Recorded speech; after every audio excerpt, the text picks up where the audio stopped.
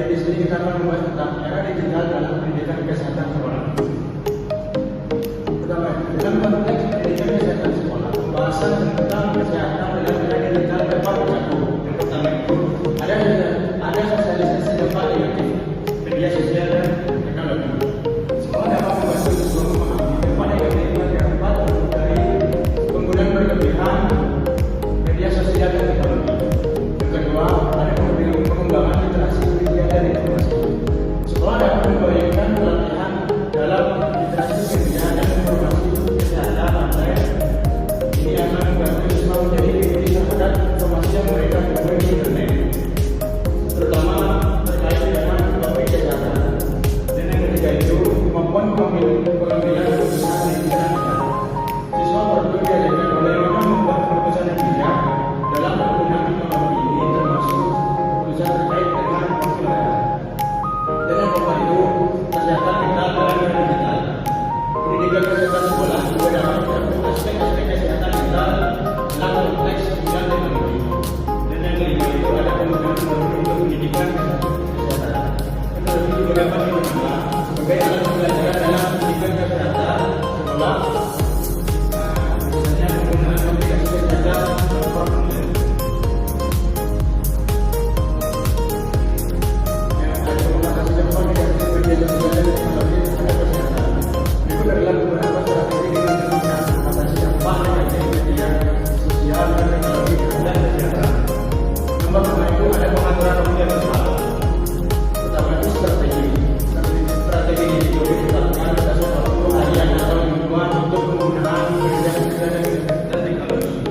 Contohnya itu seorang mahasiswa mengizinkan dirinya hanya mengakses media sosial selama 80 menit setiap pagi dan malam setelah menyelesaikan tugas sekolahnya. Dan yang kedua, penggunaan strateginya itu jangan menghabiskan waktu di media sosial secara aktif. Gunakan waktu online dengan tujuan yang jelas. Contohnya itu seperti seorang profesional hanya membuka media sosial ketika perlu untuk berinteraksi dengan rekan kerja atau mempromosikan pekerjaannya. Dan yang ketiga itu pengendalian notifikasi. Strateginya itu kita mengaplikasikan aplikasi media sosial dan email untuk menghindari gangguan peserta. Contohnya itu seorang ibu rumah tangga mematikan notifikasi emailnya sehingga dapat fokus terhadap pekerjaan rumah tanpa gangguan. Yang keempat, kualitas interaksi langsung. Strateginya berusaha untuk menjaga kualitas interaksi sosial dalam kehidupan dengan keluarga dan teman sebaya. Contohnya secara remaja mengadakan piknik keluarga tanpa gadget untuk menantikan saat-saat berkualitas bersama tanpa gangguan teknologi. Yang kelima, pemanfaatan waktu luang. Strateginya menggunakan waktu luang untuk aktivitas yang produktif dan bermanfaat daripada menghabiskannya secara online. Contohnya seorang individu mengambil kursus online untuk meningkatkan keterampilan mereka daripada hanya menonton video dari internet. Yang keenam, penggunaan alat kontrol. Strateginya menggunakan aplikasi atau perangkat yang membantu mengontrol waktu layar atau menghalangi akses ke situs web tertentu. Contohnya seorang orang tua mengatur kontrol orang tua pada perangkat anak mereka untuk memastikan penggunaan yang sehat. Yang ke-10, peningkatan stres digital. Strateginya adalah menghindari atau mengurangi sumber stres digital, seperti akun yang membuat anda cemas seseorang.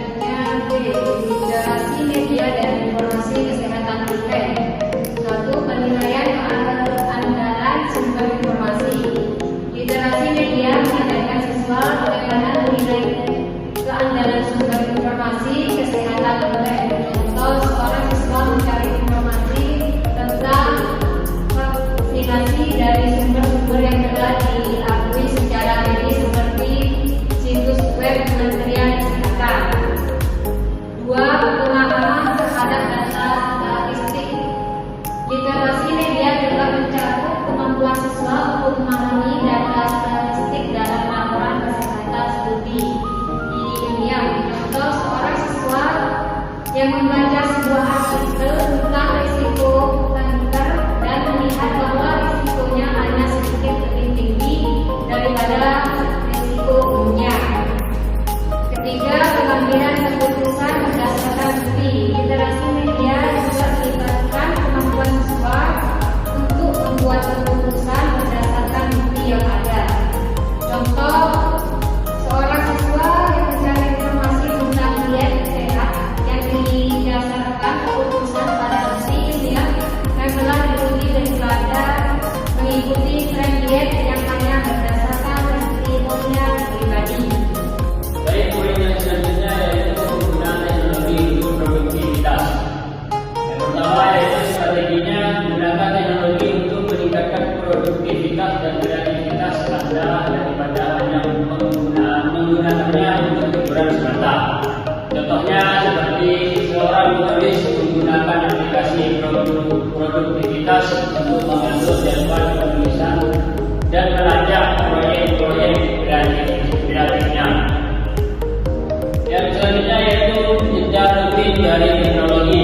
Strateginya yaitu sisihkan waktu secara rutin untuk jeda dari teknologi seperti akhir pekan tanpa layar atau hiburan di mana Anda benar-benar tidak bertemu secara blank. Contohnya seperti seorang keluarga menghabiskan akhir pekan bersama di alam bebas, meninggalkan semua perangkat elektronik di rumahnya.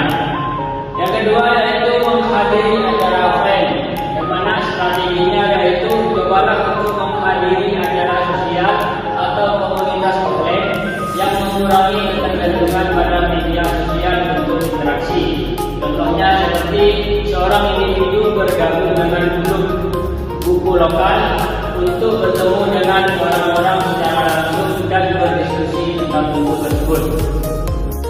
Berbagi pengalaman dengan orang lain, strategi diskusikan pengalaman Anda tentang mengatasi dampak negatif media sosial dengan teman-teman dan keluarga dan pelajari dari pengalaman mereka.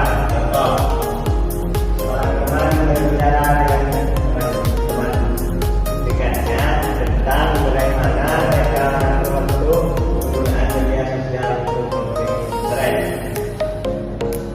4. Pendidikan berkelanjutan. Strategi ingatkan bahwa mengatasi dampak negatif media sosial dan teknologi adalah proses berkelanjutan tentang memantau dan mengevaluasi penggunaan Anda seiring berjalannya waktu.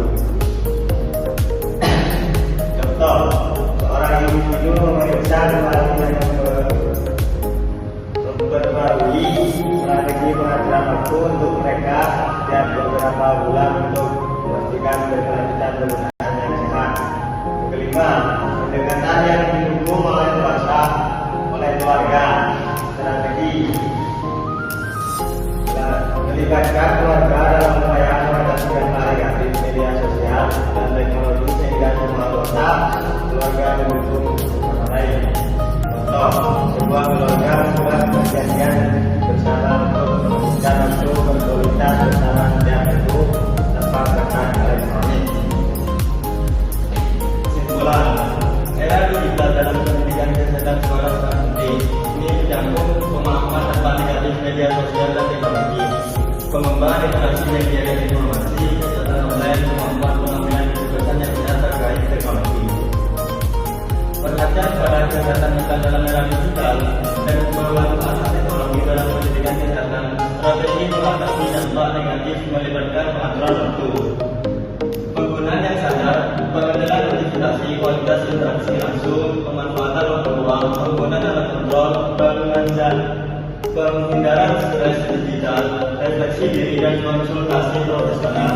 Literasi media meliputi penilaian keandalan sumber informasi dan pemahaman data statistik. Penggunaan teknologi untuk produktivitas ditekankan dengan menghadiri acara offline dan berbagi pengalaman dengan orang lain. Pendekatan yang berkelanjutan dan dukungan keluarga juga penting. Ini semua bertujuan agar individu dapat menjaga kesehatan fisik dan mental mereka dalam era digital.